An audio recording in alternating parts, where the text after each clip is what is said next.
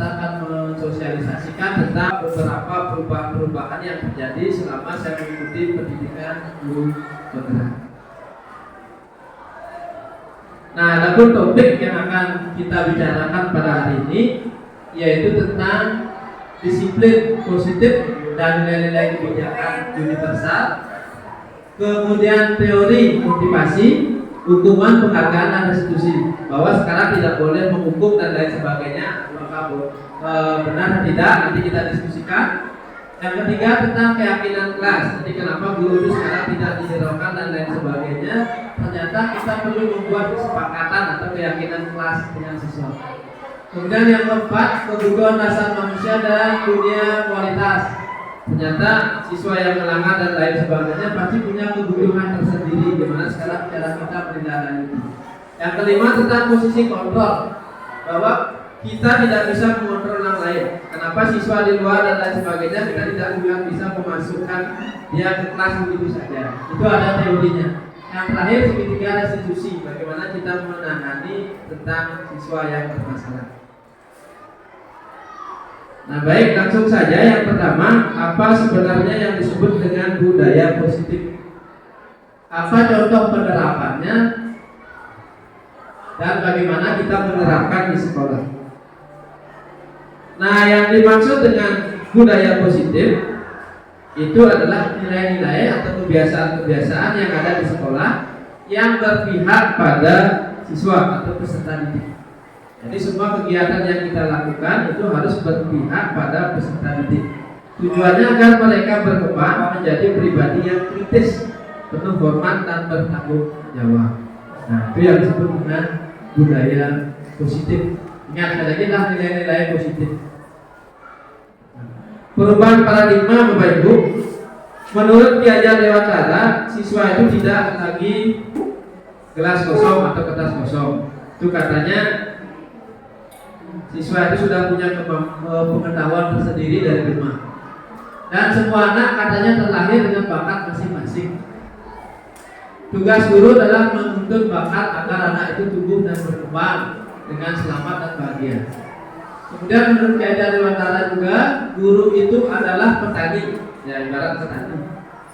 Yaitu anak itu ibarat biji jagung.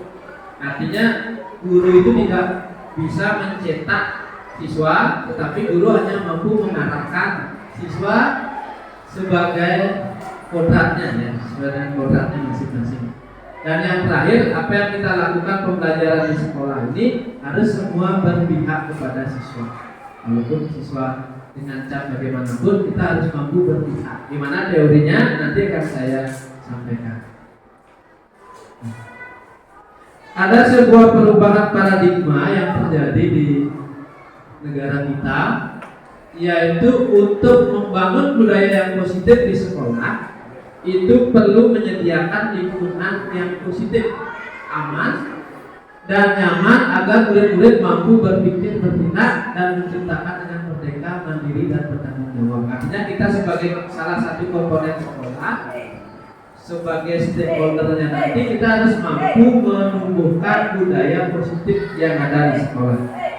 Kemudian disiplin dikaitkan dengan kontrol. Dalam hal ini kontrol guru dalam menghadapi murid. Artinya pada kesempatan kali ini saya akan membagikan bagaimana cara menangani murid. Jadi ini ada beberapa teori. Nah, yang kita tahu pada dasarnya ini adalah sebuah ilusi. Kita harus mengalami sebuah perubahan paradigma. Artinya apa? Kalau dulu ada teori respon, sekarang ada teori kontrol. Kalau kita ingin mengontrol seseorang, itu kalau kita pikirkan dari dulu itu guru mampu mengontrol murid. Artinya anak masuk, silakan anak belajar dan lain sebagainya. Itu katanya dulu. Itu sebenarnya adalah miskonsepsi. Sekali lagi tidak ada.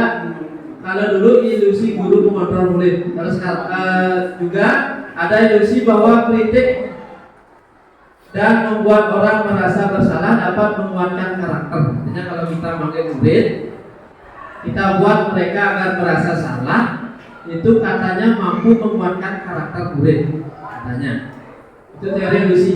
Yang ketiga, bahwa semua penguat positif efektif akan bermanfaat. Artinya apa yang kita lakukan menurut kita positif itu katanya menguatkan atau bermanfaat di sekolah. Itu sebenarnya adalah ilusi.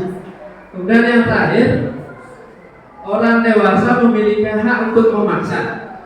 Artinya kalau kita sebagai guru katanya kalau dulu itu bisa memaksa murid untuk belajar, ternyata semua itu adalah ilusi. Itu salah. Kita tidak bisa mengontrol orang lain, tetapi orang lain atau dia sendirilah yang mampu mengendalikan dirinya sendiri. Jadi kalau Bapak Ibu memaksa siswa untuk belajar, memaksa siswa untuk tidak melamar dan lainnya, itu tidak akan mungkin bisa. Teorinya sudah mengatakan seperti itu. Itu ilusi.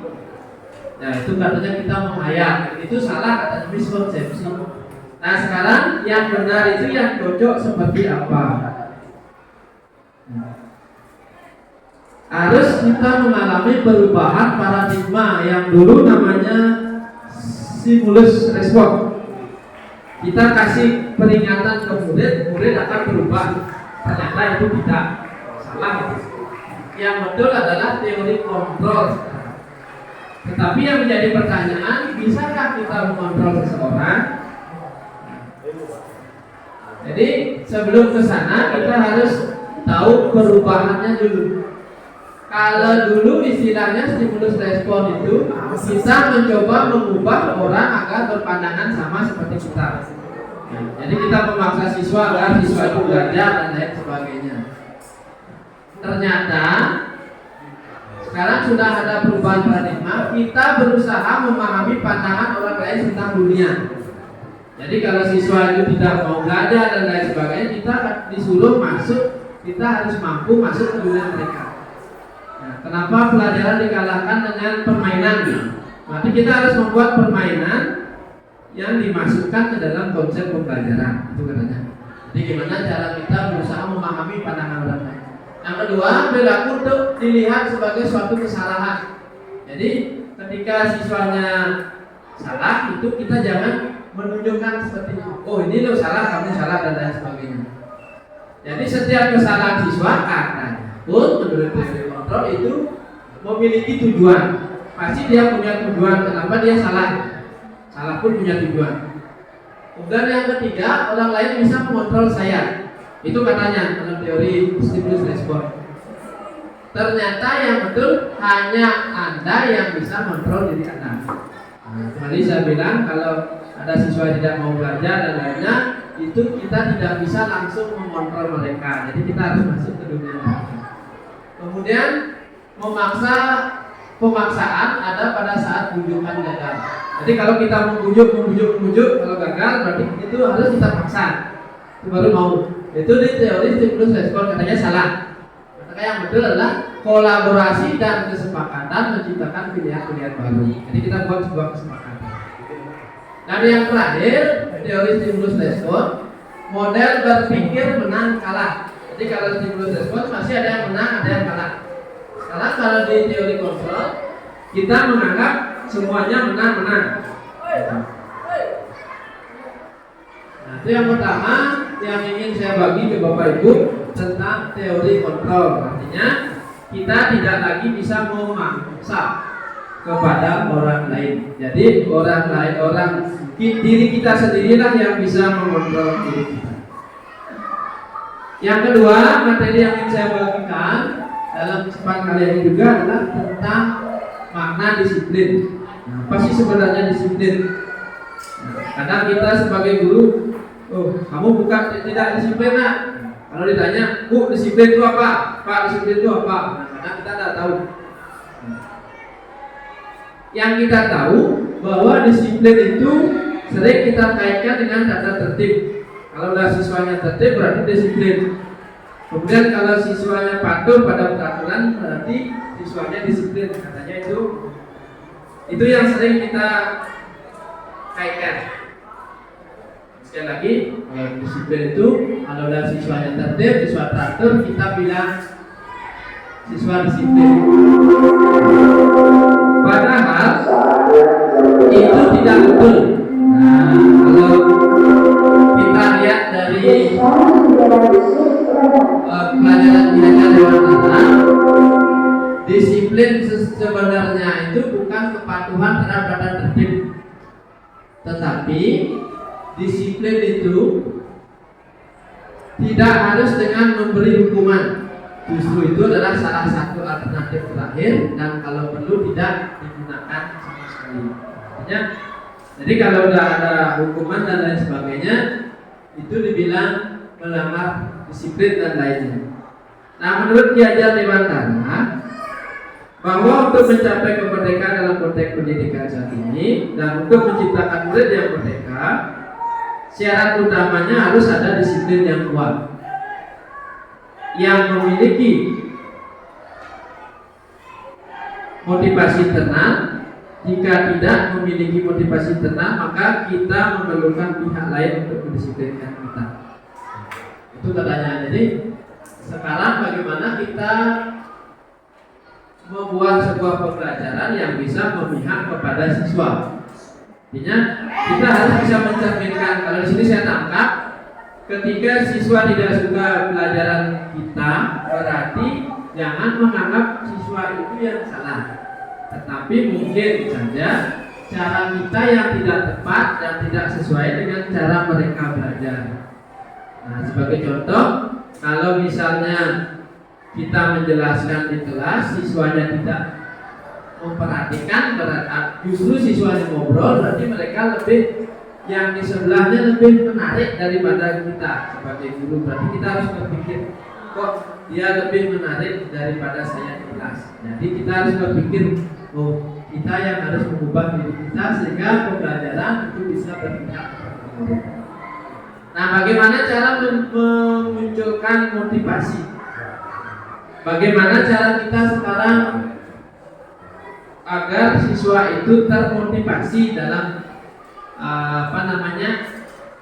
pembelajaran kita? Nah, pada dasarnya motivasi itu ada dua. Ada istilah motivasi dalam diri internal dan ada motivasi dari luar, motivasi eksternal. Kalau bapak ibu memaksa, menghukum siswa dan lain sebagainya karena tidak melaksanakan tugas, berarti itu namanya motivasi eksternal. Artinya siswa itu membuat tugas belajar itu karena untuk menghindari hukuman. Itu katanya disebut motivasi eksternal. Itu sangat tidak berkaitan dengan pembelajaran tiada dewan benar.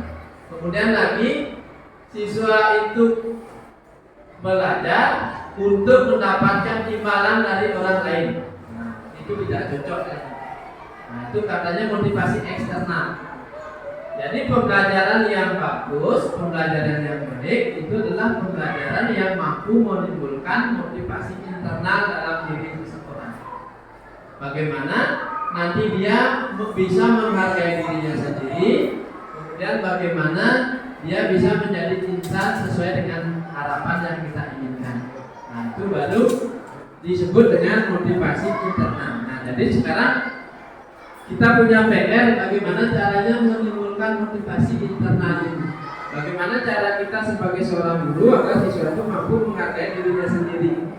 Nah, kadang kita sebagai guru bahkan sering tidak dibuat nyaman oleh siswa. Nah, mari dari sekarang bagaimana cara kita untuk menimbulkan motivasi internal dari siswa.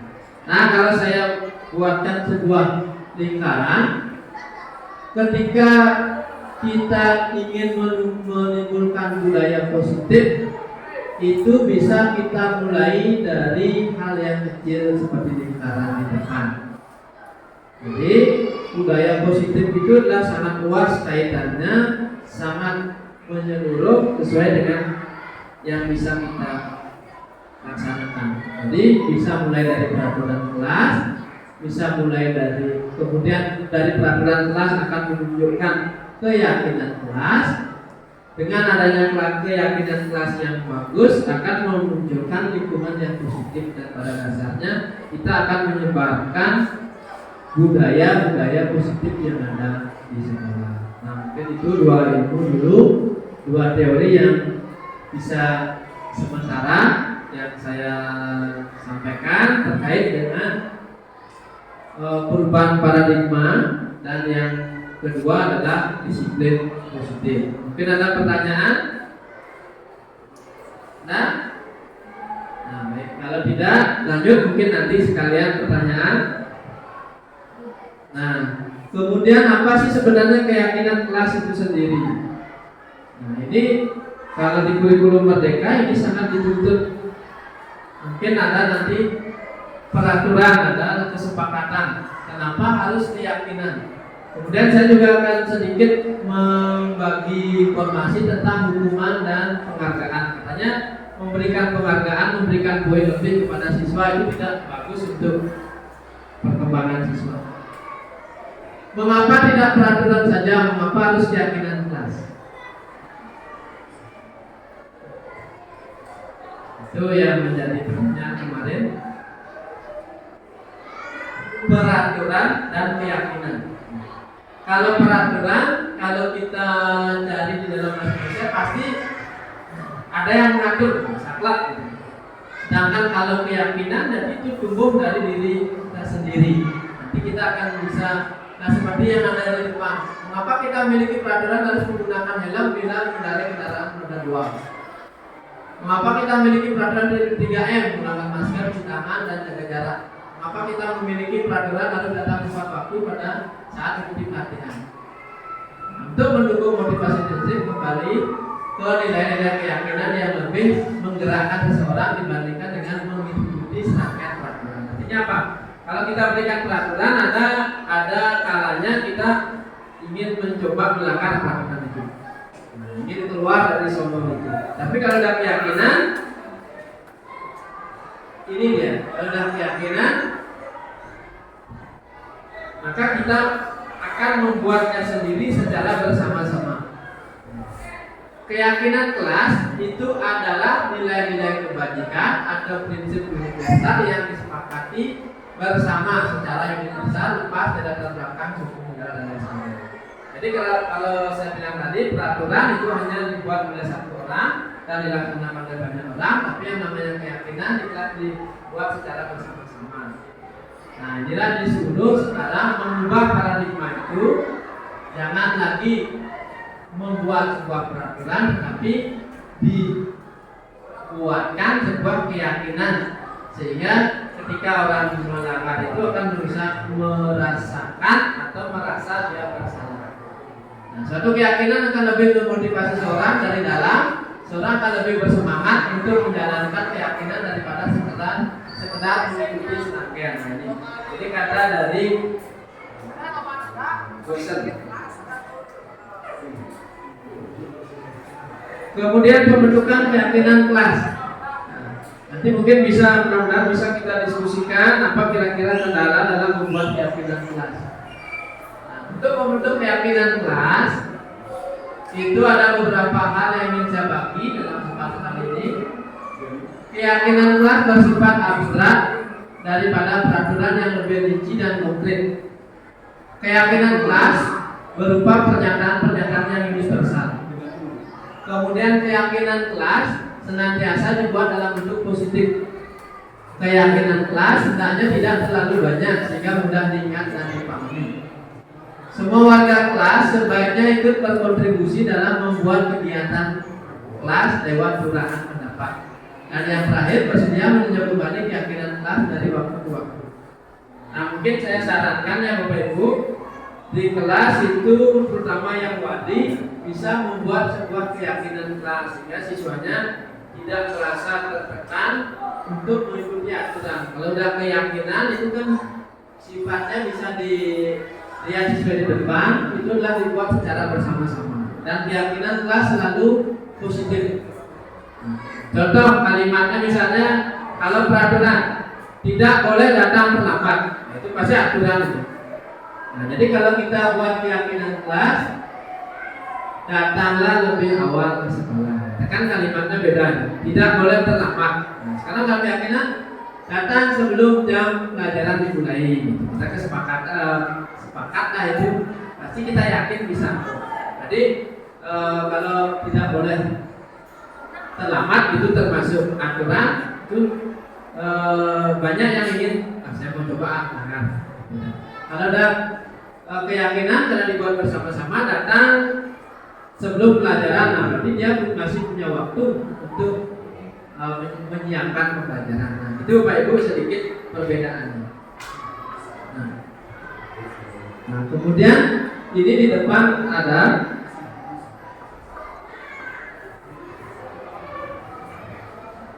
perbedaan yang mencolok antara peraturan dan keyakinan kelas.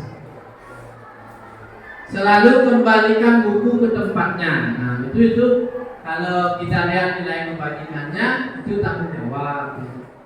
Kalau peraturan dilarang mengganggu orang lain, kan itu biasanya aturan.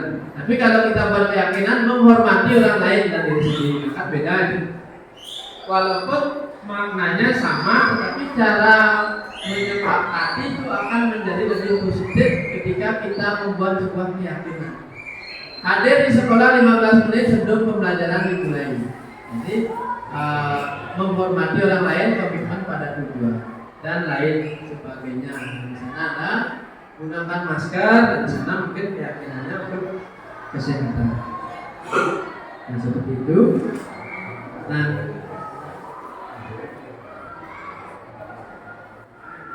Nah, ini contoh penerapan membuat keyakinan kelas. Ini kita masuk ke kelas. Ini bisa dilakukan oleh guru mapel nih, tidak harus wali. Guru mapel ke kelas, kita bagikan kertas ke siswa. Nanti siswanya akan menulis. Jadi tetapi sebelumnya kita berikan dulu pengarahan apa itu keyakinan kelas dan lain sebagainya. Setelah mereka menulis apa yang bisa kita sepakati bersama, maka kita tempel itu yang di atasnya ini, yang di kiri atas itu hasil mereka menulis. Banyak sekali ada yang menulis datang, tepat waktu dan lainnya. Kemudian di bawahnya kita kelompokkan berdasarkan perbedaan.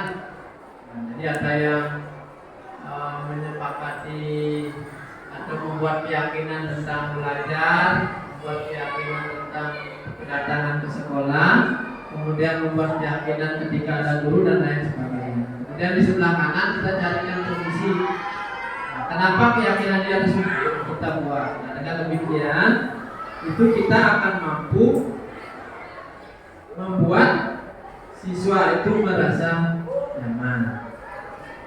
Nah, jadi kalau kita buat aturan, itu siswanya mungkin akan mencoba untuk melanggar. Nah, tetapi kalau sudah keyakinan kita buat, nah setelah itu bisa dilaksanakan secara bersama. Nah, itu sedikit saya berbagi tentang keyakinan lah. Lanjut. Ternyata ketika kita memberikan penghargaan, memberikan poin kepada siswa, apalagi memberikan hadiah, karena siswa mau menjawab dan lain sebagainya, ternyata itu salah. Ternyata itu tidak pas. Katanya kita menghukum siswa, tetapi dengan penghargaan.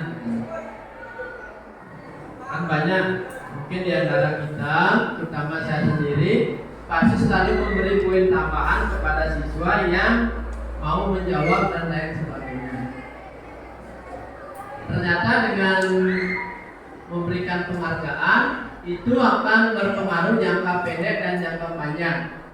Contohnya ketika nanti ada guru lain yang tidak memberikan penghargaan, mereka tidak akan mau belajar karena itu akan berdampak kepada siswa. Saya tidak mau belajar, atau juga tidak diberikan penghargaan, tidak diberikan poin. Nah, itu dalam jangka pendek dan jangka panjang itu menghukum siswa kita. Jadi mereka tidak akan memunculkan motivasi internal atau eksternal. Kemudian penghargaan mengurangi ketepatan. Katanya dengan memberikan penghargaan tidak tepat, penghargaan tidak efektif, dan penghargaan merusak hubungan. Jadi sekarang kita berikan poin, besoknya tidak, dan seterusnya. Apalagi penghargaan berupa uang, berupa permen, itu salah. Kita akan dihukum. Ya, jadi dengan penghargaan siswa merasa dihukum, yang bukan kita. Ya.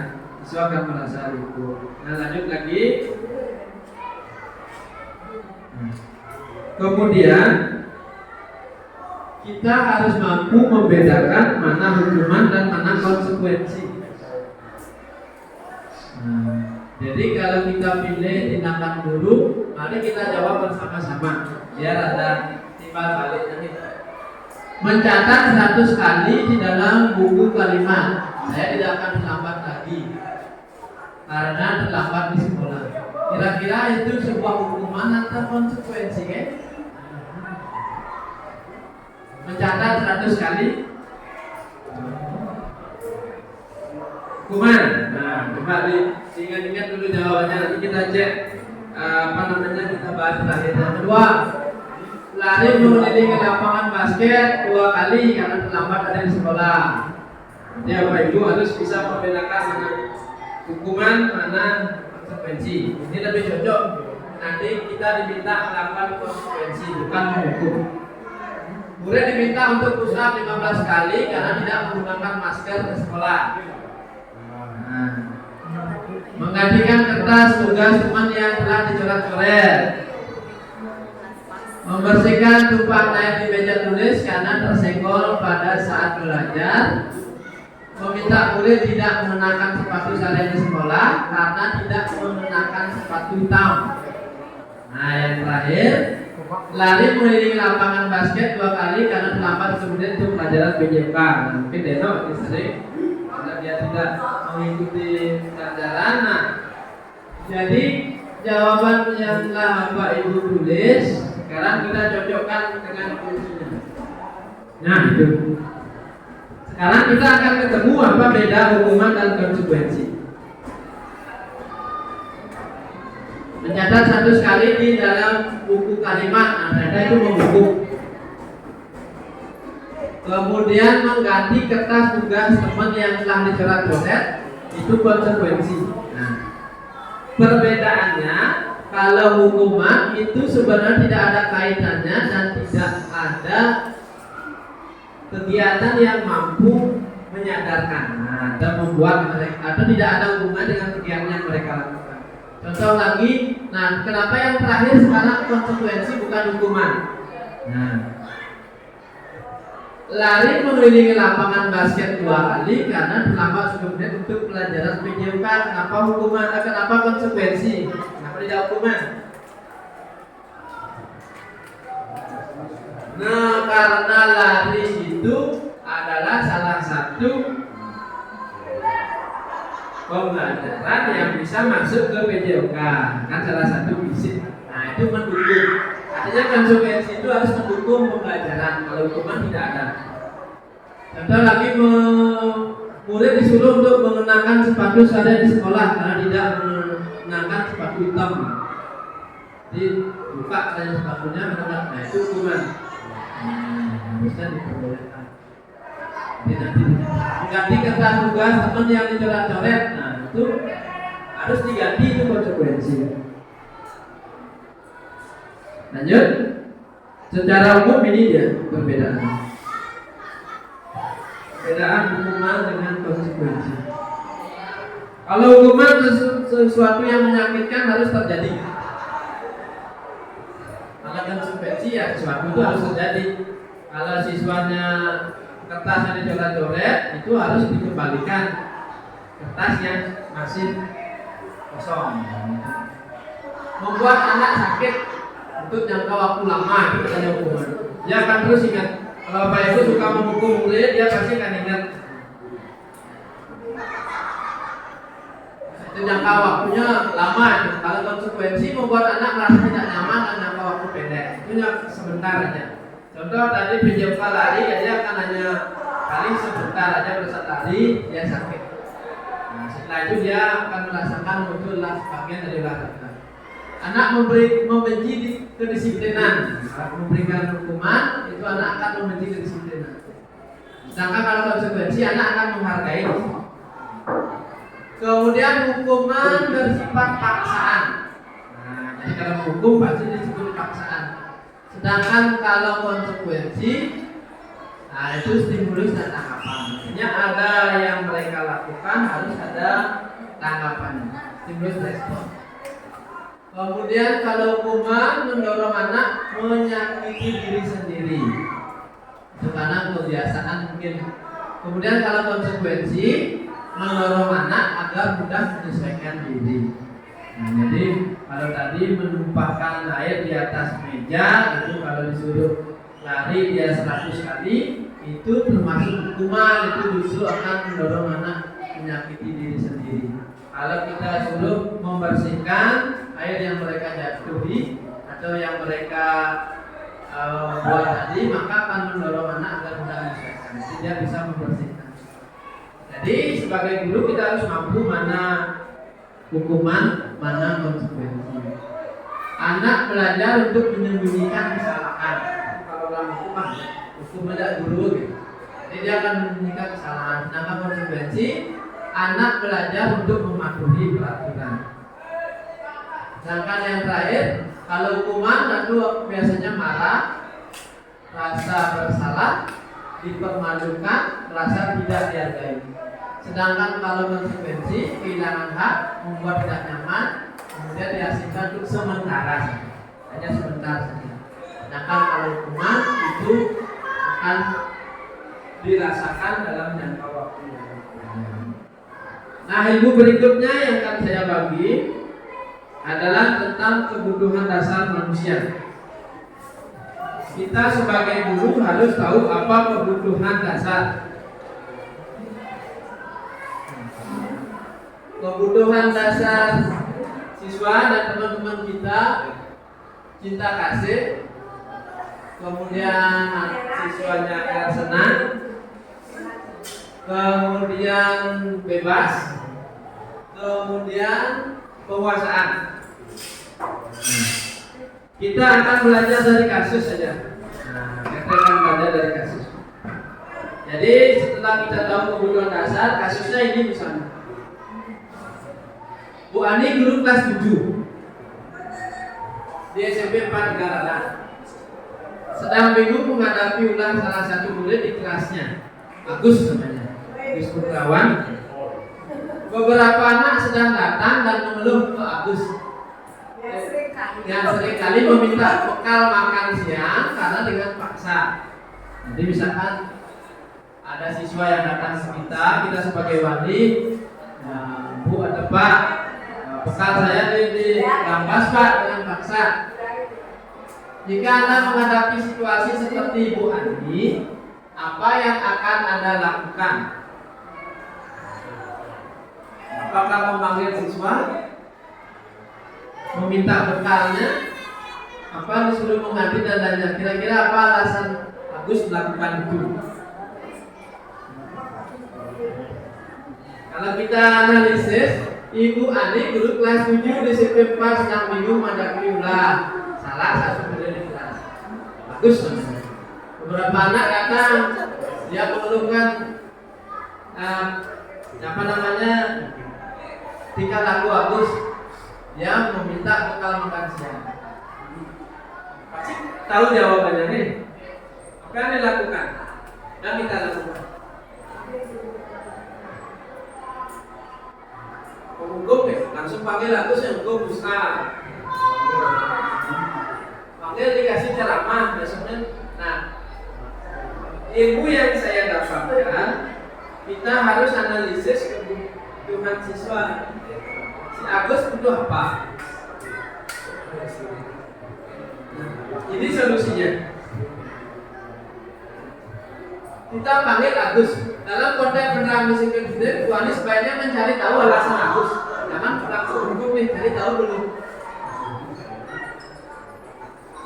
Apa sih kebutuhan Agus? Kalau Agus jawab ia lapar dan orang tuanya tidak membawakan bekal, berarti Agus kebutuhan bertahan hidup. Mati ya Agus. Nah, boleh jawab, boleh di Singapura. Mungkin sing gaji, mungkin Agus.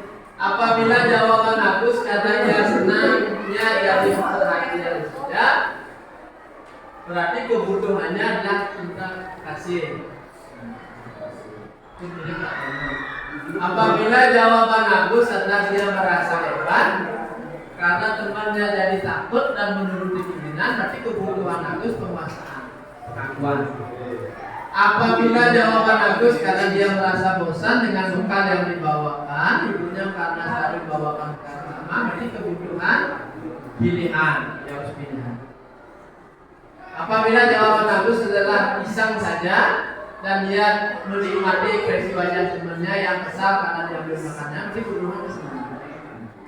Ini yang dia sampaikan di awal, ketika ada perubahan dari respon ke kontrol, berarti kita harus tahu bahwa siswa itu punya alasan untuk berbuat salah.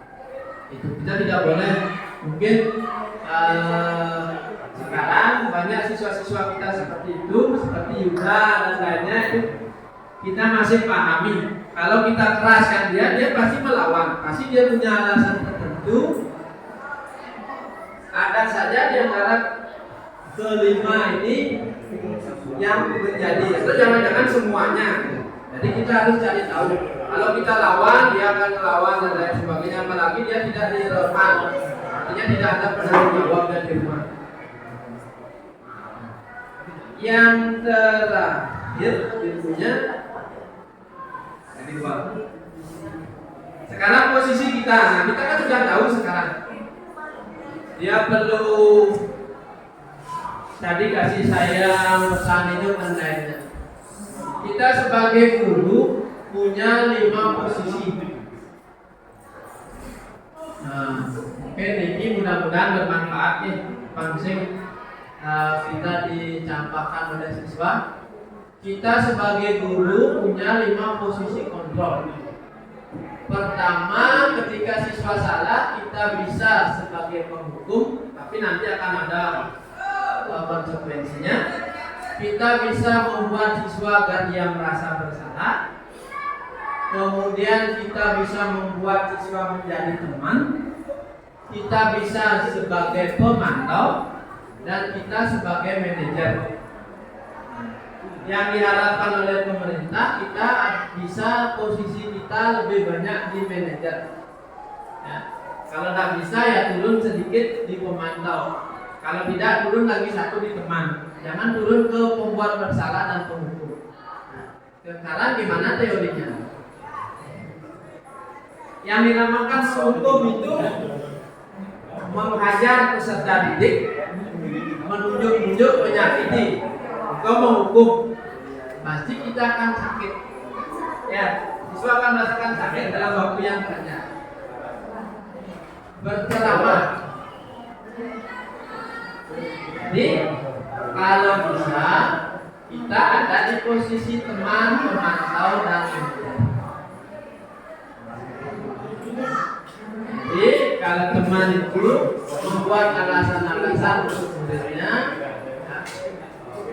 jadi kita sering bilang, ayolah lakukan minggu, misalkan. Masa kamu tidak mau? Ingat, itu ibu pernah bantu. Itu kalau teman. Jadi kita kalau bisa hindari menghukum dan membuat bersalah, karena itu akan membuat siswa tidak akan hormat pada kita. Jadi kalau Bapak Ibu membiasakan kamu seharusnya gini, kamu seharusnya gitu, berarti Bapak Ibu membuat mereka bersalah. Kemudian kalau kamu tidak melakukan, awas ya, rasakan. Nah, kalau itu hukum, itu hindari.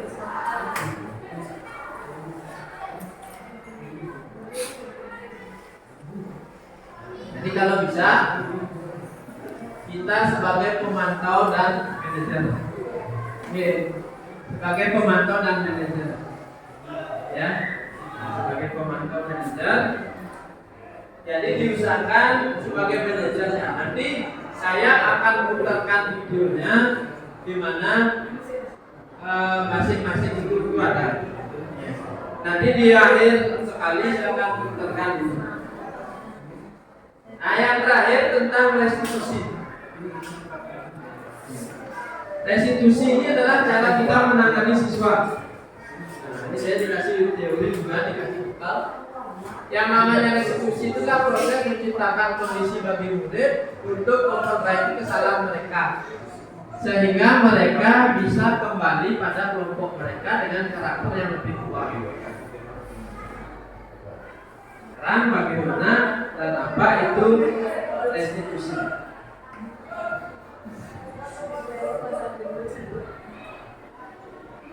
Nah, ciri-ciri restitusi.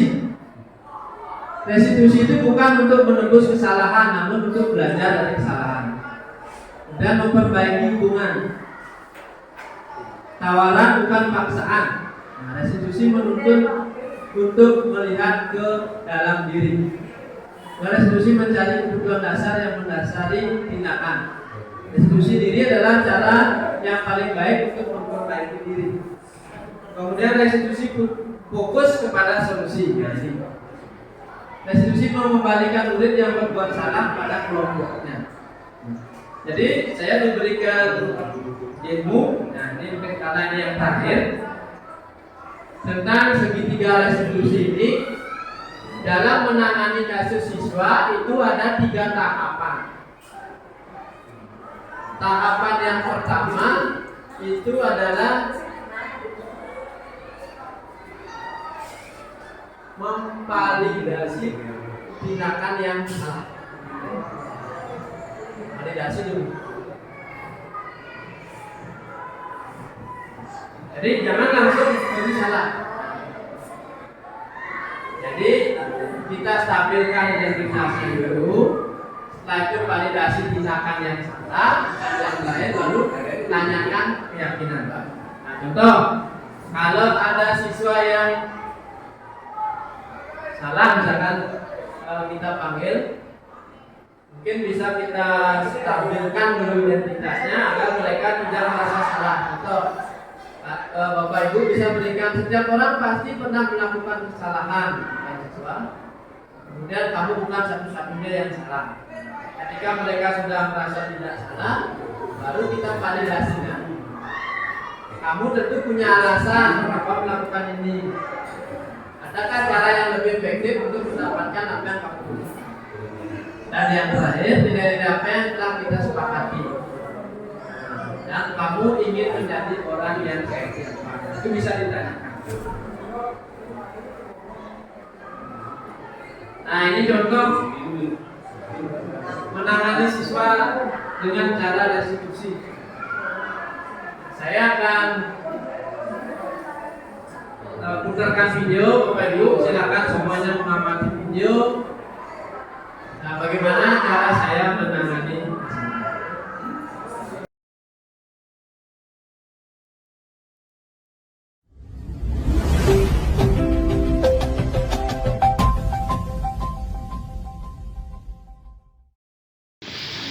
Om Swastiastu, Assalamualaikum warahmatullahi wabarakatuh. Salam nama budaya, salam kebajikan kita. Nah baik, perkenalkan saya Ibu Suhermawan SPD, calon guru penggerak angkatan 7 dari SMP Negeri 4 Tegalang, Kabupaten Jaya.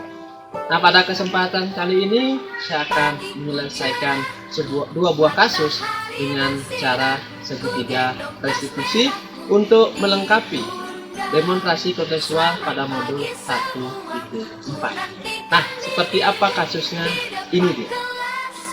Menantikan kami, guruku tersayang, guru tercinta. Selamat pagi hari ini. Kamu tahu nggak kenapa Pak hari ini? Tidak tahu Pak. Nggak tahu. Hari ini tadi berangkat ke sekolahnya jam berapa? Jam 7:30. 7:30. Dan sekolah kita masuknya jam berapa? Jam 7:15. 7:15. Berarti hari ini datang sekolah cepat atau terlambat? Terlambat Pak. Terlambat. Jadi kalau terlambat itu perbuatan yang baik atau tidak baik menurut Alin? Tidak baik Pak. Tidak baik. Jadi perbuatan tidak baik ya, artinya tidak perbuatan yang salah ya. Ya. Nah baik. Jadi setiap orang itu pasti pernah terlambat ya. Pernah terlambat. Dan begitu juga Pak ngajar itu juga pernah terlambat. Nah di sini Bapak tidak ingin mencari siapa yang salah ya. Jadi Pak mau membantu Arlini untuk mencari solusi terhadap permasalahan terlambatnya Arlini sampai di sekolah ya. Nah, jadi Arlini pasti punya alasan kan? Punya alasan kenapa Arlini datang terlambat. Nah, ini coba sekarang ceritakan ke Bapak kenapa Arlini itu terlambat ke sekolah. Tadi malam saya lagi keasikan nonton YouTube Pak, sehingga saya tidurnya kemalaman. Malaman. Berarti jam berapa Arlini tidur? Di sekitaran jam 11 Pak. Jam 11. Berarti karena Arlininya tidur malam, terus bangunnya kesiangan gitu ya? Iya Pak. Nah baik, jadi Arlini masih ingat kesepakatan kelas yang sudah kita pahami? Masih. Kalau ingat kira-kira apa? Kalau datang tepat waktu di sekolah dan disiplin. Nah, jadi itu yang penting ya. Jadi hari ini kita tahu hari ini harus datang tepat waktu dan disiplin. Kemudian hari ini yakin nggak? Jadi kalau disiplin dan tepat waktu itu penting untuk kita. Nah sekarang harus Arlini lakukan agar bisa datang tepat waktu. Apa kira-kira yang harus Arlini lakukan? Datang lebih awal, bangun lebih awal Pak. Nah, jadi intinya bangunnya harus lebih awal sehingga Arlini bisa mempersiapkan ya masalah pakaian sekolah, kemudian alat-alat sehingga Arlini bisa datang tepat pada waktu. Dan Pak tanya mulai kapan hari ini datang? Mulai hari ini. Hari siap, ini Pak. ya, oke, jadi bagus ya. Jadi hari ini harus sudah siap. Silakan tunjukkan, ya tunjukkan bahwa Arlini akan berubah. Nah, mudah-mudahan besok Pak tidak manggil ya dengan kasus yang sama. Nah, baik kalau seperti itu silakan Arlini boleh ke kelas ya, akan belajar. Terima kasih Pak. Mari Pak.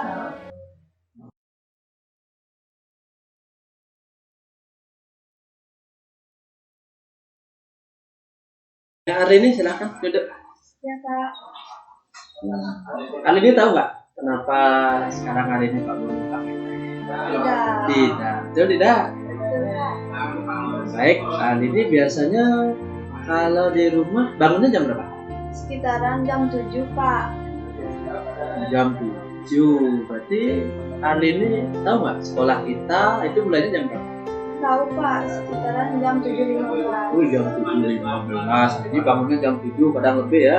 Nah, lalu hari ini dari mana? Dari ke. Waduh, kan jauh ya sama jauh. Jadi punya waktu 15 menit untuk ke sekolah dari jauh. Nah, baik, jadi hari ini datang ke sekolah sudah mengikuti ketentuan yang disepakati. Untuk hari ini tidak Pak. Saya memakai pakaian yang salah. Nah, memakai pakaian yang salah. Perbuatan hari ini kira-kira melanggar aturan atau tidak? Melanggar. Melanggar, ya baik. Jadi setiap manusia itu pasti pernah melanggar kan. Jadi termasuk Pak, kadang ya Pak menggunakan pakaian yang salah, terutama hari Kamis. Hari Kamis kan biasanya pakaian adat ya. Iya. Pakaian adat, tapi kadang Pak pakai pakaian olahraga.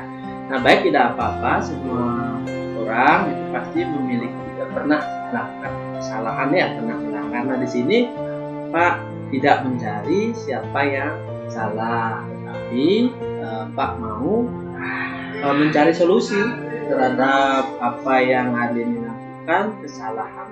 Nah, Arlini pasti punya alasan kan? Punya alasan kenapa Arlini sampai melanggar. Nah, artinya tidak memakai baju tidak sesuai dengan teman. Nah, kira-kira apa alasan Arlini? Coba ya. Kemarin saya keasikan main HP Pak, sehingga saya tidurnya kemalaman. Nah, jadi tidurnya kemalaman, terus bangunnya kesiangan, belum nyiapin pakaian. Ya. Nah, itu ya. Nah, baik. Jadi Arlini masih ingat apa kesepakatan yang atau aturan yang dimiliki oleh sekolah? Ingat nggak? Masih Pak. Apa itu coba? Menggunakan seragam sekolah sesuai dengan hari yang sudah ditentukan. Nah, menggunakan pakaian sekolah sesuai dengan harinya. Udah, Arlini yakin nggak dengan memakai seragam dan tidak melanggar? Jadi penting untuk kita. Nah, sekarang kira-kira apa yang harus Arlini lakukan agar tidak melanggar lagi terutama seragam sekolah? Tidur lebih awal dan setelahnya menyiapkan apa yang akan disesuaikan besok dan bangunnya lebih awal. Iya, bangunnya lebih awal, kemudian agak menyiapkan ya pakaian. Nah, mulai kapan kira-kira Arlini akan melakukan?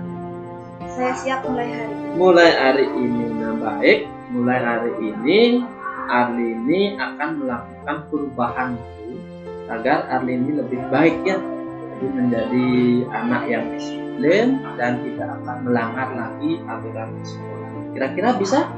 Siap. Nah, baik, kalau bisa silakan hari ini dan sekarang Arlini boleh kembali ke kelas ya. Mari Pak. Ya. Halo, selamat siang. Saya Arlini sangat senang sekali dengan cara Pak Guru menangani kasus yang saya alami. Saya dapat banyak hal positif dan saya tidak akan melanggar peraturan sekolah lagi dan tidak akan datang terlambat lagi. Baik, demikianlah tadi bagaimana saya sebagai seorang guru mata pelajaran dan wali kelas dalam menangani sebuah kasus yang ada di sekolah. Jadi dengan cara atau segitiga restitusi, kita harus memandang sebuah masalah itu dengan hal-hal positif. Jadi kita harus mengetahui bagaimana latar belakang sehingga siswa melakukan sebuah kesalahan tersebut. Jadi kita tidak boleh memvonis siswa dengan sesuatu hal bahwa ini masalah. Jadi kesimpulannya, dengan segitiga restitusi kita bisa memandang segala masalah yang dialami oleh siswa itu dengan cara positif. Baik, demikianlah demonstrasi kontekstual yang bisa saya lakukan. Jika ada hal-hal yang tidak sesuai, ini saya Ketua Hermawan calon guru putra angkatan 7, mohon maaf sebesar-besarnya. Jadi saya tutup dengan mengaturkan paramo sangga. Om Santi, Santi, Santi. Menurut saya, Bapak Putu Hermawan merupakan seorang guru yang menyajikan pembelajarannya secara kreatif, di mana Bapak Putu Hermawan mengajak siswa belajar tidak hanya di kelas dan terpatok pada buku saja. Jadi anak-anak diajak keliling sekolah untuk mengamati sekolah, hal-hal seperti lingkungan dan hal-hal yang berkait dengan IPA yang ada di sekolah. Selain itu juga anak-anak diajak belajar pula dengan menggunakan IT. Jadi pembelajarannya sangat kreatif. Perkenalkan, nama saya Ayu Sintiwi dari kelas 8B. Menurut saya pelajaran IPA sangat senang dan menyenangkan. Selain itu sering di lab dan pelajaran yang diajarkan sesuai materi dan berguna bagi saya. Terima kasih.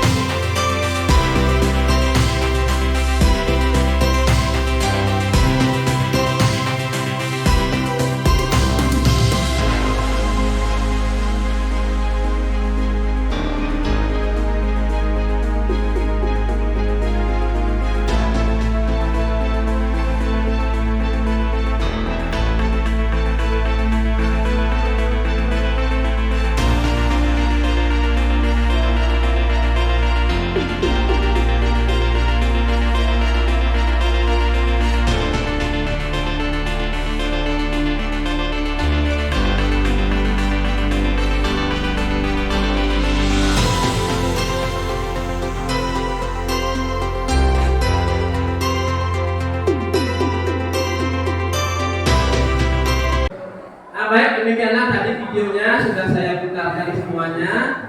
Ya. Itu tadi siswa yang sangat bermasalah di sekolah kita. Sudah saya putarkan videonya, seperti itulah saya menanganinya. Jadi siswanya awalnya bandel, ternyata bisa berubah sedikit. Sekarang dia sudah tidak bandel lagi.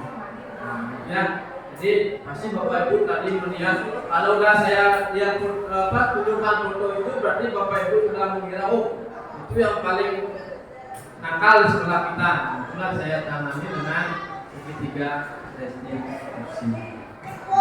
Itu Bapak Ibu pada kesempatan kali ini. Mungkin kalau ada yang perlu kita, kalau ada yang perlu kita diskusikan, kita diskusikan. Baik, sekian yang bisa saya bagikan. Saya ucapkan